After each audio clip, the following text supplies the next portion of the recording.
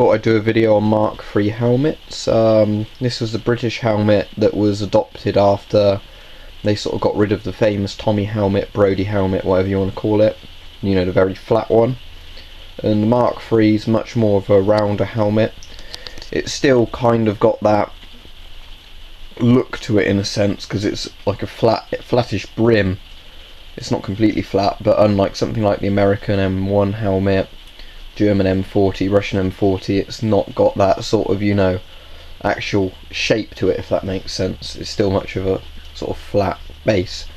So the Mark III was introduced to replace the Mark II, and in a sense it's a much more modern looking helmet, but it's still obviously quite outdated today. So helmet itself, or often called the turtle or tortoise helmet because of the shape of the shell, you could almost imagine a tortoise underneath it.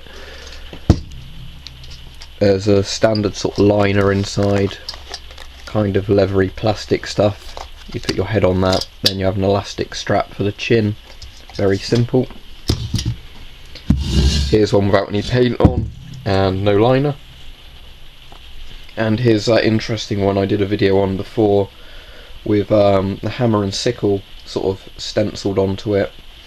And it's interesting because these would never have been obviously sold to the Warsaw Pact countries, not least the Soviet Union. So there's a high chance this is just a movie prop or a theatre prop or whatever.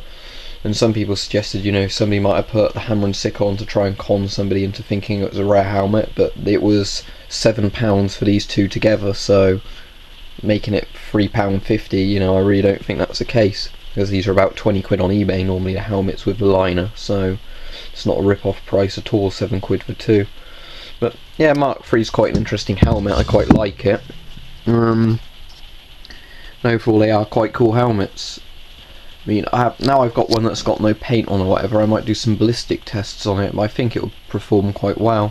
And as you can see, they all stack quite neatly on top of each other.